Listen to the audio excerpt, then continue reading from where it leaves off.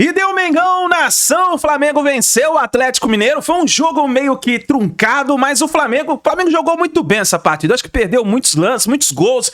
Teve um lance polêmico do juiz, mas o Flamengo, tentaram, na minha opinião, tentaram ali passar a mão no Mengão, mas não deu certo. O Flamengo venceu a partida com gol, sabe de quem? Sabe de quem? Léo Ortiz, gol de cabeça. O Mengão venceu a partida. Flamengo 1, Atlético Mineiro 0. E nós vamos aqui analisar agora a imprensa esportiva, repercutindo aqui a vitória do Mengão. Mas antes de tudo, chega aqui, dá aquela moral como sempre, explode o dedo do like. Vamos bater juntos uma meta de 5 mil likes para esse vídeo, hein? Eu preciso demais da força da torcida do Mengão, porque hoje o Mengão, assou o galo, meu amigo. Vou deixar os créditos desse vídeo ao canal da ESPN Brasil, mas antes, vai nos comentários, deixa a sua risada e coloca aí de qual cidade você acompanha nossos vídeos, tá bom? Créditos ESPN, bora pras notícias do Flamengo. Para falar do novo líder do Campeonato Brasileiro, o Flamengo chega aos 36 pontos, abre 2 de vantagem pro Cruzeiro. Palmeiras também venceu, tá com 32. E o Flamengo, como eu disse agora há pouco, com um jogo a menos que o Cruzeiro. 1-0 contra o Galo, gol do Léo Ortiz. E a gente vai falar muito sobre esse jogo aqui. E aí eu fico me perguntando, Calçade, até pensando no jogo de hoje, o Flamengo chegou para ficar, para brigar ali até o final pelo título do Campeonato Brasileiro, ou é cedo para falar isso? Ele Boa não noite. chegou, ele já entra assim, né, no campeonato. Boa noite. Flamengo, mesmo em transformação, e ele está mudando um pouco, até característica de jogo, né? Com a saída do Gerson, o Arrascaeta não está rendendo o que costuma render. Então é um Flamengo que, com a chegada de novos jogadores, logo inseridos no jogo, nas partidas, a gente vai ver um Flamengo assim, com uma característica, talvez, assim, em transformação. Não vou dizer tão diferente, mas é um Flamengo que vem forte com opções, né, é uma equipe que tem um lateral direito, Varela, saiu o Wesley, ele contratou o Emerson Royal. Então na lateral esquerda são 3 jogadores. Mas a primeira chance do jogo Galo. foi essa aí do Rony, hein? Até um vacilo do Rossi, né? Então o Flamengo ele não vem forte, ele é forte e você espera dele exatamente isso, competir pelas primeiras posições e disputar títulos. E é o que ele está fazendo nesse momento, com uma média superior a 2 pontos por jogo, e essa é uma média de quem disputa título. Os 3 primeiros têm 2 ou mais de média por jogo. E com esses números, eles vão disputar o título. O André, nessa noite, um jogo até melhor do que eu esperava. Assim, o Atlético mudando também peças, né? O técnico Cuca, mas o Atlético encarou, especialmente no primeiro tempo, com boas chances, como a gente está vendo aí nos melhores momentos. Sim, boa noite, Edu, boa noite, amigos, boa noite a todos. Eu achei que o Atlético foi melhor que o Flamengo em alguns trechos do primeiro tempo. O jogo mudou muito depois do intervalo. Muito interessante a forma como o Cuca, de início, tentou impedir a melhor saída de bola do Flamengo, porque era claro que havia uma sobra para o Flamengo sair com 4 contra 3. O Cuca entendeu, com seus encaixes individuais, que é uma coisa que ele faz normalmente, que essa era a melhor maneira de segurar o Flamengo e tentar um desarme ou próximo do gol do adversário, ou pegar a defesa do Flamengo numa situação de posicionamento defeituoso, para depois desse desarme criar um lance de perigo. Eu achei que a proposta do Atlético durante trechos do primeiro tempo teve mais sucesso que a proposta do Flamengo. Eu acho que isso é um bom critério para avaliar quem está jogando melhor, independentemente de você gostar disso ou gostar daquilo, não importa. Se você consegue identificar quem está tentando e conseguindo fazer aquilo que se propõe de uma maneira mais perigosa, digamos assim, né? Porque o objetivo de todo mundo é fazer um gol. Esse time é o time que está melhor. O Cuca mudou algumas coisas em termos de marcação, teve jogador que levou cartão, aí ele trocou. E depois do intervalo, o jogo ficou diferente. O jogo ficou mais devagar, ele ficou mais lento, mais truncado. E o Flamengo é um time muito perigoso, porque quando as coisas não estão funcionando coletivamente, e é difícil ver o Flamengo não funcionar coletivamente, e eu atribuo a essa sensação hoje a marcação que o Atlético fez, muito bem feita na maior parte do tempo. São muitas as maneiras que o Flamengo tem de machucar o adversário, seja com um lance individual, hoje não aconteceu, seja com uma jogada de bola aérea. Os zagueiros do Flamengo são atacantes. A gente já pode dizer que os zagueiros são atacantes, se não me engano é o 10º gol de um jogador de defesa. Isso. E tudo bem, zagueiro, efetivamente. Tudo bem, são jogadas aéreas na maior parte dos lances, né? Só que não é aleatório. E os zagueiros do Flamengo são ótimos cabeceadores, eles saltam muito, eles são muito bons na finalização. O gol de hoje é um gol que a bola entra com uma violência difícil da gente ver depois de um cabeceio. E o Flamengo ganha assim, também assim. Então o Cruzeiro vacilou, e é uma vacilada forte do Cruzeiro, né? Em casa contra o Ceará, ganhando o jogo, e o Flamengo não bobeia. A gente falava na semana passada que dos postulantes ao título, o Cruzeiro, teoricamente, era quem tinha o desafio mais fácil contra o Ceará em casa, o Vozão numa sequência ruim. Isso às vezes atrapalha, né? Porque eu acho que em termos de mobilização, do jeito que o Cruzeiro vinha, eu sei que a gente está iniciando o programa falando do Flamengo, mas do jeito que o Cruzeiro vinha, a proposta de superar o Ceará em casa realmente não parece um problema muito grande, né? Só que se transformou nisso. E ajudou o Flamengo, que entrou já sabendo que era vencer. Empate já colocaria em primeiro lugar. A vitória melhor ainda, né? E a bola parada tem sido mesmo um ponto fortíssimo do Flamengo. Ô Jailson, a vitória contra o Fluminense veio assim, contra o Bragantino veio assim, agora contra o Atlético. Lembrando que temos na quinta-feira já o reencontro das duas equipes pela Copa do Brasil, né? E até por isso algumas mudanças podem ser explicadas pensando na Copa do Brasil, né? Então, por exemplo, talvez o Luiz Araújo não tenha saído jogando, ou o Natanael, porque os técnicos vão querer preservar para o jogo de quinta-feira. Mas que a gente falava, bola parada do Flamengo não é mole não, hein? Boa noite. Boa noite, Edu, boa noite aos companheiros, boa noite ao Fã de Esporte. A gente fala, o André lembrou muito bem, Danilo, Léo Pereira e Léo Ortiz, né? O Danilo, se eu não estou enganado até... Não, ele faz o gol contra o Chelsea também, jogada de bola parada. Então são jogadores que realmente... O Léo Pereira também já fez algumas vezes. Então são jogadores que realmente, quando o Flamengo geralmente está com algum tipo de dificuldade para criar as suas jogadas, eles acabam resolvendo na bola parada. O Léo Pereira mesmo, na semana passada agora contra o Bragantino, aquilo ali é uma jogada ensaiada, porque o Léo Pereira tá na meia-lua, na hora que vai ter a cobrança da falta, e ele sai correndo, tanto que não teve nem dúvida de que ele estava em posição legal, que já é uma jogada ensaiada. E nessa falta de hoje é a mesma coisa. O Alacian estava com o Pedro ali, eles fingindo um desentendimento com o adversário, e vem o Léo Ortiz e sobe sozinho. E o Luiz Araújo pega bem na bola, né? É aquela batida rápida, né? Não é aquela batida balão. É aquela batida rápida para dentro da área, justamente para conseguir pegar o zagueiro vindo de frente. Aí tendo um bom fundamento, como o André disse também, né? Quase fura a rede ali do Maracanã, impossível o Everson pegar. Mas eu tô com o André no sentido do Atlético Mineiro no primeiro tempo. Eu achei que a armação que o Cuca fez do Galo, num 3-4-3 ali, em linha de 3 zagueiros, Júnior Alonso saindo mais pelo lado esquerdo, Scarpa à frente dele, pelo lado esquerdo também, não ficando no meio campo, nem pelo lado direito, que é onde ele geralmente joga. Eu acho que funcionou bem. Algumas coisas também diferentes, por exemplo, o Rony sendo o último para justamente ser lançado nas costas da defesa do Flamengo, e o Hulk ficando ali como se fosse um armador, um pouco mais recuado para tentar pegar, provavelmente quando o Rony conseguisse vencer os zagueiros. Esse foi o lance mais doido do jogo. A bola bate no travessão e volta. Os dois primeiros lances, né, as duas bolas na trave, não, na verdade não foi na trave, foi que o Varela salvou, né, mas as duas bolas do Galo foram vacilos do Rossi, né? O Rossi começou o jogo um pouco desligado. Mas é isso, um jogo com poucas oportunidades. O Flamengo tentou circular ali, tentou usar o Pedro. O Pedro também pode ser um ponto da nossa discussão hoje. Marcou bastante, mas aí acaba sendo definido com a bola parada e o Flamengo reassume aí, né, a liderança do Brasileiro. É isso. De novo aí a cobrança do Luiz Araújo, o Léo Pereira testando forte. Realmente difícil para o Everson, que foi o herói na classificação contra o Atlético Bucaramanga na Sul-Americana na quinta-feira. Aliás, o motivo para o jogo ser domingo à noite, né? Para ter o intervalo entre as partidas. E a gente falava de duas equipes, até eu lembro que eu conversei com o André Kifuri sobre isso, duas equipes que vinham de problemas, né, de crises, ali aquela história do Runco, que sucedeu do Pedro, o Atlético com os atrasos de salários, as vaias na quinta-feira, especial para o Rony e para o Scarpa. O Jailson estava lá na Arena MRV, acompanhou tudo muito de perto. Mas assim, me parece, Elton, que essa crise do Atlético vai sendo solucionada, a promessa de pagar os salários até o final dessa semana, e os jogadores conseguiram reagir a essa crise.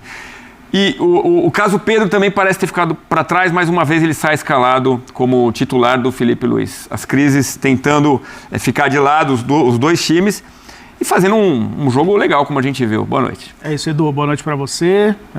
Me escalaram aqui para não deixar você ficar solto aqui. Eu achei de uma maldade, mas enfim, eu não concordo com isso. Boa noite, companheiros. Boa noite. Prazer estar com o Jailson pela primeira vez. Vai ter trocadilho aqui também? Não, eu acho que não é o momento, inclusive. Mas eu acho que... Aqui é outra linha. Aqui é outra linha. Meu Deus do céu. Vamos lá. Eu acho que... Então, eu acho que, olhando para o ponto de vista do Atlético, né, a gente falando de crises, a gente fala que o Flamengo tem microcrise todo dia. Mas quando você interfere no financeiro, essa crise já é muito maior, né, principalmente para um clube que se colocou nas últimas temporadas para ser um modelo, né, de administração, de gestão, de uma SAF genuinamente brasileira.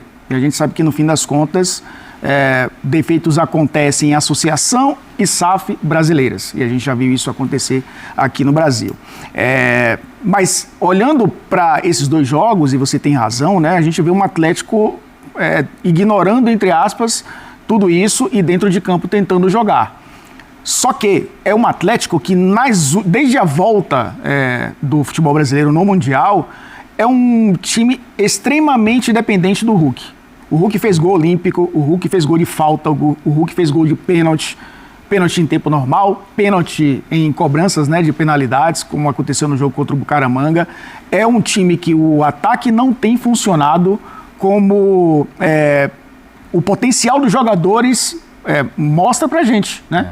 Porque você tem Dudu, você tem e opções do banco de reservas, o Júnior Santos, o meio-campo que consegue, é um meio-campo de chegada também, o Scarpa. A volta do Coelho. A volta do Coelho, que é um bom jogador. Aliás, o lado esquerdo do Atlético deu muito trabalho ao lado direito do Flamengo. Acho que a montagem, inclusive, do time titular do Flamengo, é claro que Felipe Luiz trabalha com diversas alternativas e a gente viu pouco o Atlético jogar com 3 zagueiros. Nos últimos jogos, muitas formações, né, com 4-4-2, 4-1-4-1, como foi o último jogo.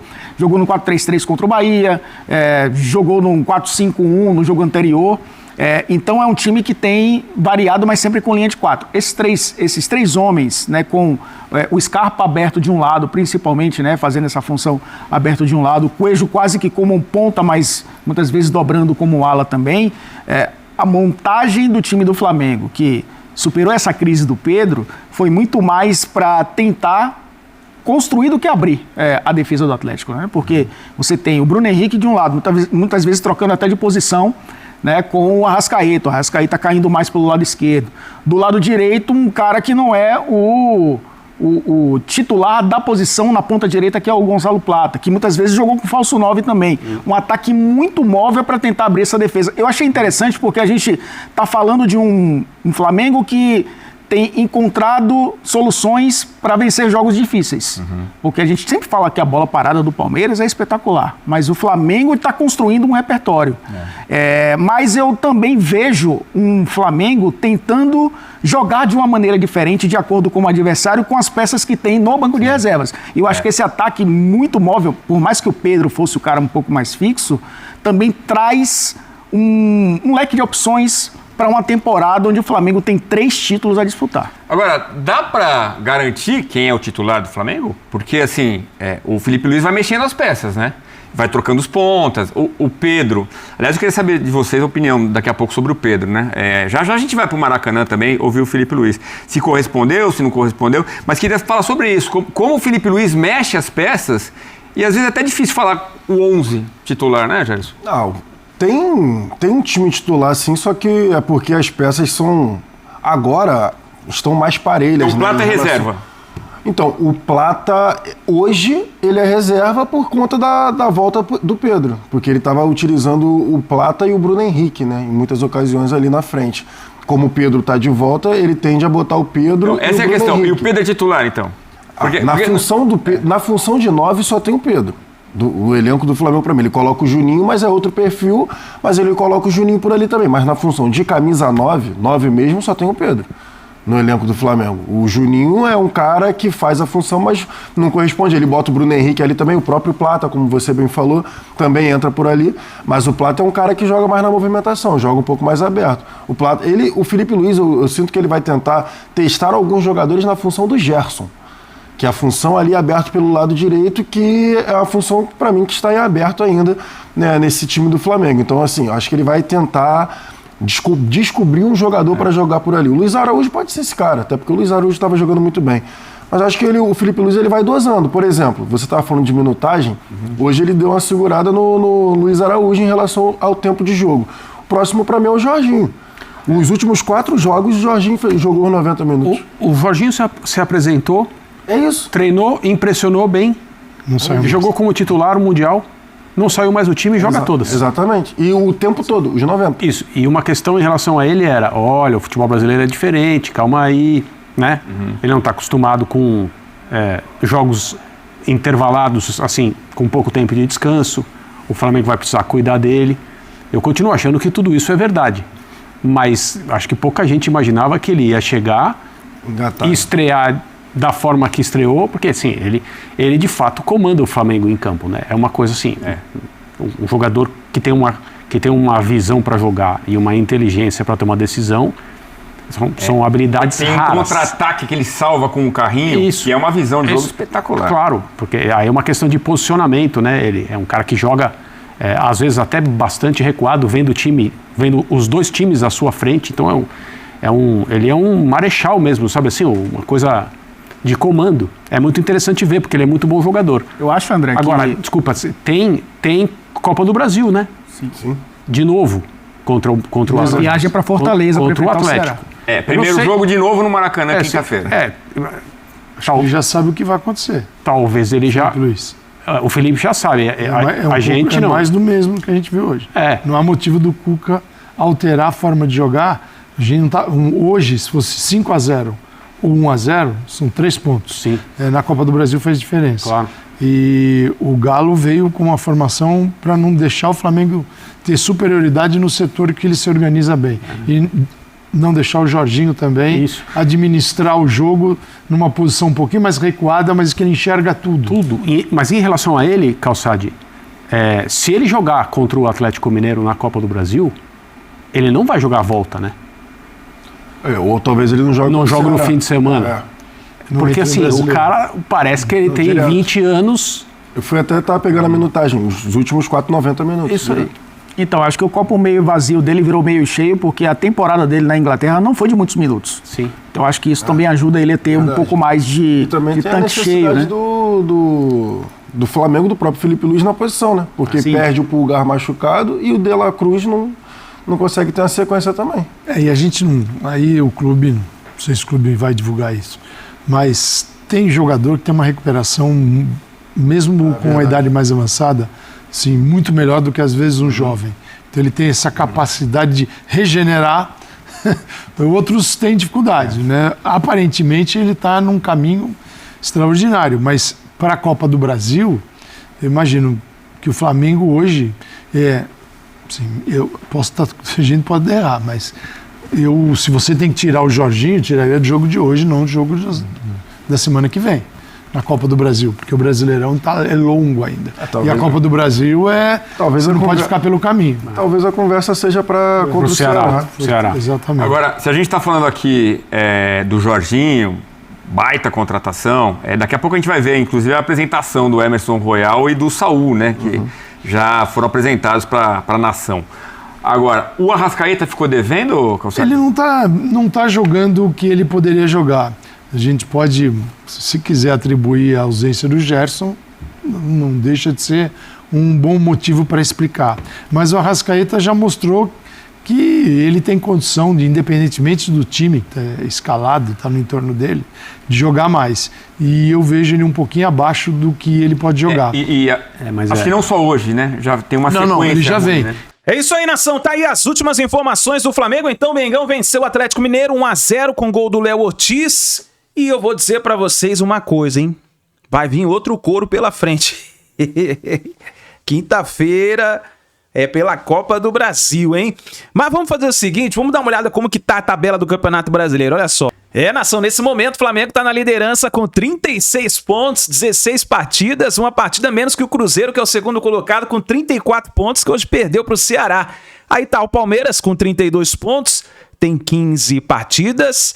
O Bahia na quarta colocação com 28 pontos, Bragantino na quinta colocação com 27, na sexta o Botafogo 26, Mirassol na sétima com 25, São Paulo na oitava colocação com 22 pontos, esses aí são os 8 primeiros. Tá aí, nação, então, o Flamengo venceu hoje, então, o Atlético Mineiro e assumiu de novo a liderança do Brasileirão. Ó, fica ligado no nosso canal que daqui a pouquinho tem a coletiva do técnico Felipe Luiz, a gente vai colocar aqui pra vocês, tá bom? Grande abraço e a gente se vê no próximo vídeo.